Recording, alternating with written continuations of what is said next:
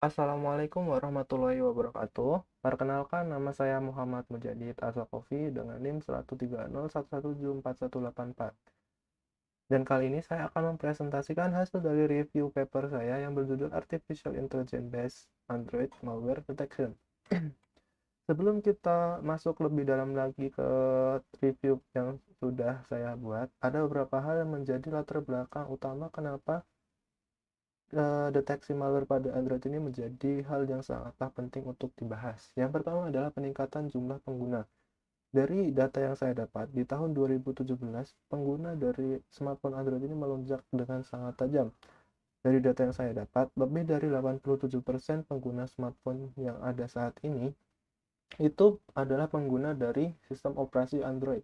Sehingga jumlah dari penggunanya itu sangatlah besar. Dengan jumlah yang sangat besar tersebut menjadikan platform Android menjadi sasaran utama bagi para penjahat dunia maya dalam mengembangkan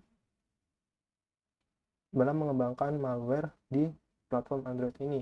Sehingga dari data yang saya dapat, malware yang terdapat pada smartphone Android ini sangatlah banyak.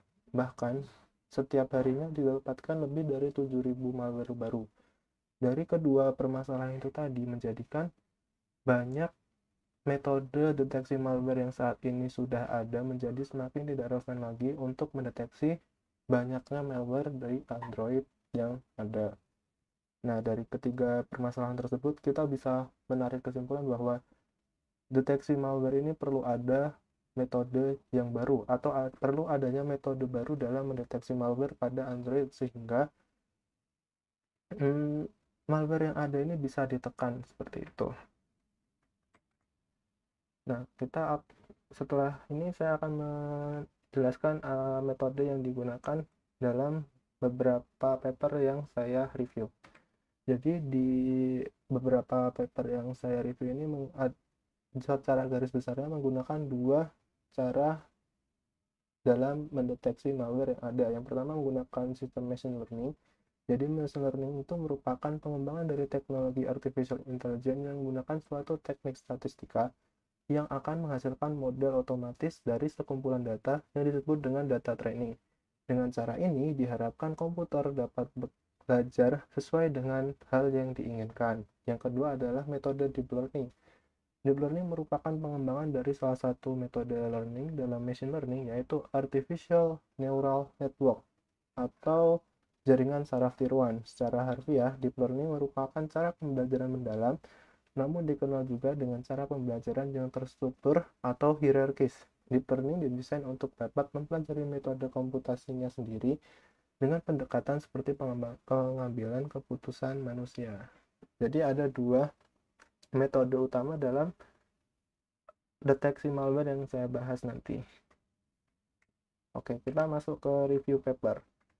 Yang pertama adalah paper dengan judul An Image Inspired and CNN Based Android Malware Detection Approach. Jadi ide utama dari paper ini adalah mendeteksi malware dengan mengubah dari si kode itu menjadi suatu gambar. Nah, di sini ada hasil penelitiannya. Yang pertama, mengubah file Delphic bytecode menjadi gambar RGB. Jadi, ketika kita itu mengekstraksi file APK, kita akan mendapatkan suatu beberapa file yang nantinya di penelitian ini akan diubah menjadi uh, gambar RGB seperti itu. Nah, di penelitian ini menggunakan lebih dari 10.000 sampel. Dari 10.000 sampel itu tadi mendapatkan akurasi sebanyak 93%, menjadikan dari penelitian ini sangatlah menjanjikan karena dengan akurasi yang sangat tinggi itu diharapkan bisa menjadi metode baru untuk mendeteksi malware seperti itu. Nah, untuk sampelnya ini didapatkan dari Google Play, aplikasi yang ada di Google Play Store ataupun dan juga malware yang emang sudah disediakan untuk menjadi dataset.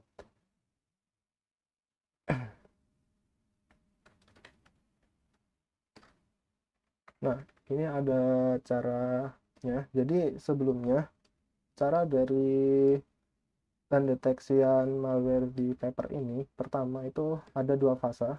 Jadi yang pertama adalah transformasi bit kode. Jadi pada fase ini nanti DXFile itu disimpan dalam format binary dan akan dikonversi ke dalam bentuk heksadesimal untuk mempermudah proses yang akan dilaksanakan selanjutnya. Kemudian file tersebut akan diubah menjadi format RGB atau antara bit 0 sampai 255 sehingga terbentuk suatu gambar. Nah, selanjutnya ada neural convolutional neural network model construction atau pembuatan model dari CNN itu tadi. Nah, modelnya seperti ini bisa dilihat. Jadi konfirmasi aktivasi ada poolnya, terus dilanjutkan lagi seperti itu sampai ini ada looping. Jadi nanti ketika udah loopingnya itu sudah tidak bertambah akurasinya lagi, nanti akan dilanjutkan ke proses selanjutnya sampai didapatkan fungsi aktivasi sigmoidnya seperti itu. Dan pada akhirnya didapatkanlah hasil akurasi sebesar 93%. Baiklah, kita lanjut ke paper yang kedua, yaitu Android Malware Detection Using Deep Learning. Nah, berbeda dari penelitian yang tadi, di penelitian yang kedua ini, itu lebih membandingkan dari beberapa metode deteksi malware pada Android yang menggunakan metode deep learning. Nah, di sini ada beberapa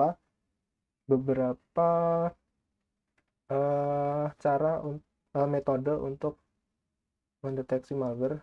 Jadi ada Maldozer, Droid Detector, Droid Deep Learner, Deepflow, Droid Deep, dan Droid Delver. Nah, di sini ada berbagai macam cara. Jadi ada yang pakai CNN, terus DBN, Deep Belief Network. Nah, di sini tuh yang membedakan secara yang menjadi pembeda itu adalah dari cara pembelajarannya dan cara analisisnya. Di sini ada yang menggunakan analisis statik dan dinamis, seperti itu.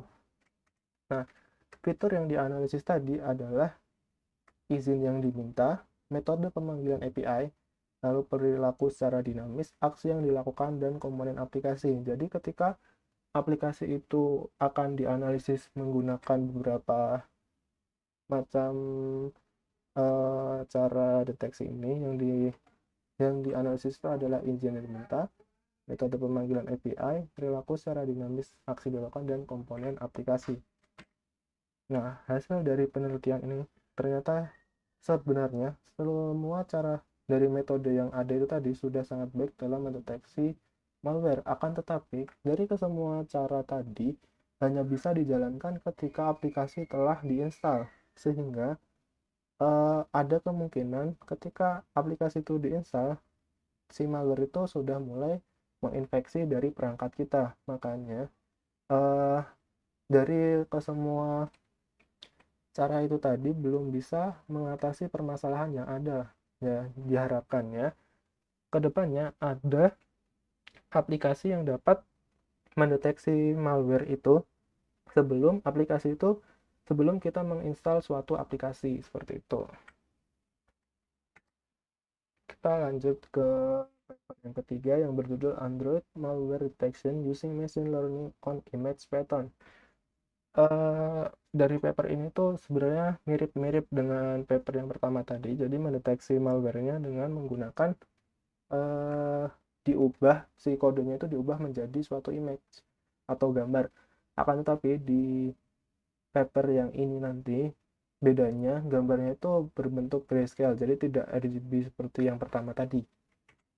Nah, metode yang digunakan nanti, jadi pertama itu nanti caranya seperti ini. Diubah filenya tadi seperti yang pertama, filenya itu akan diubah menjadi gambar grayscale. Bedanya di sini, gambarnya diubah menjadi grayscale. Nah, setelah itu nanti akan digunakan suatu metode machine learning. Nah, metode yang digunakan itu ada KNN atau K-nearest neighbor, kemudian ada random forest, dan yang ketiga ada decision tree. Nah, dari penelitian itu tadi didapatkan hasil akurasi yang bermacam-macam. Dari penelitian dilakukan, didapatkan hasil akurasi, yaitu ketika menggunakan metode KNN dapatkan akurasi 80,69%, random forest 84,14%, dan decision tree 78,62%, menjadikan penelitian ini termasuk penelitian yang sangat berhasil. Nah, dari penelitian itu tadi menggunakan 600 sampel aplikasi yang didapatkan dari berbagai sumber seperti itu. Oke, kita lanjut ke paper yang keempat berjudul Fine-Grained Android Malware Detection Based on Deep Learning. Jadi pada metode penelitian kali ini itu menggunakan metode deep learning, akan tetapi dalam penelitian ini lebih berfokus untuk mengevaluasi dari malware yang ada itu lebih dispesifikkan lagi. Jadi tidak hanya mendeteksi apakah si malware itu si aplikasi itu berbahaya atau tidak. Jadi mengandung malware atau tidak seperti itu. Jadi lebih uh, lebih lebih spesifik lagi seperti itu. Nah, di sini menggunakan lebih dari 100.000 sampel aplikasi. Jadi sangatlah banyak sampelnya dan didapatkan hasil akurasi yang sangat baik, yaitu lebih dari 97%. Nah, jadi di sini sudah dapat disimpulkan bahwa penelitian ini tuh bisa dikatakan sangat berhasil ya.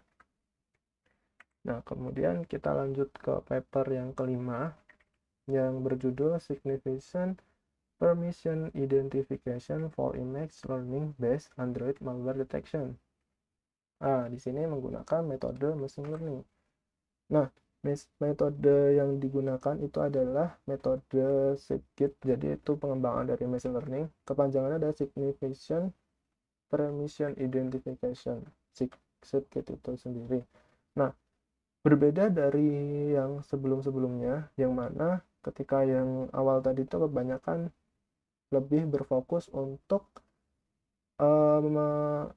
menentukan apakah suatu aplikasi itu berbahaya atau tidak, mengandung malware atau tidak. Nah, dalam penelitian ini itu lebih mementingkan untuk pengurangan jumlah izin yang tidak perlu, karena seperti dari judulnya saja adalah permission identification. Jadi dalam suatu aplikasi itu ketika kita menggunakan suatu aplikasi di Android, pasti kita akan dimintai beberapa uh, beberapa izin yang harus diberikan agar aplikasi itu dapat dijalankan. Nah, di paper ini tuh mengecek dari izin-izin itu.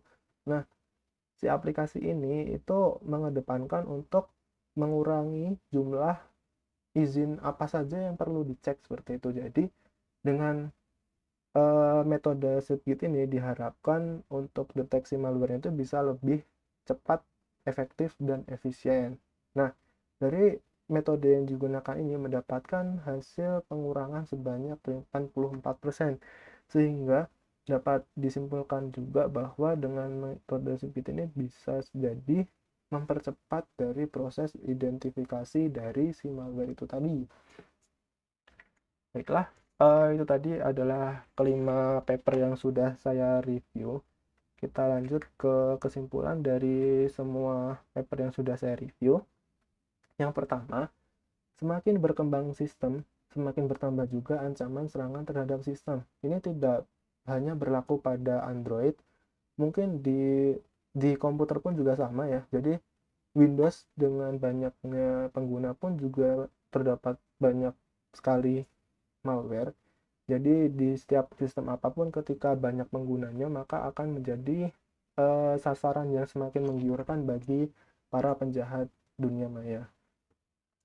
Kemudian penggunaan artificial intelligence pada deteksi malware sangatlah memungkinkan untuk diimplementasikan. Nah, ini adalah kesimpulan dari berbagai penelitian sudah ada tadi, didapatkan akurasi yang bisa dikatakan sangat tinggi, bahkan yang paling rendah itu tadi sudah di angka 75% lebih. Nah, dari situlah metode artificial intelligence ini sangatlah memungkinkan untuk bisa diimplementasikan dalam deteksi malware, khususnya di bidang Android. Dan yang terakhir adalah penggunaan yang pasti dengan menggunakan artificial intelligence ini akan sangat bermanfaat, apalagi untuk mendeteksi malware yang ada, karena dengan artificial intelligence proses pendeteksian ini akan dilakukan secara lebih cepat, karena pada dasarnya dengan artificial intelligence ini pendeteksiannya bisa dikatakan otomatis. Nah, sehingga dapat menekan jumlah malware yang ada di platform Android ini, sehingga kedepannya diharapkan lingkungan sistem operasi Android ini semakin aman untuk digunakan oleh user. Itu saja yang bisa saya sampaikan dalam presentasi saya. Semoga ada manfaatnya. Jika ada kesalahan, saya mohon maaf. Terima kasih. Wassalamualaikum warahmatullahi wabarakatuh.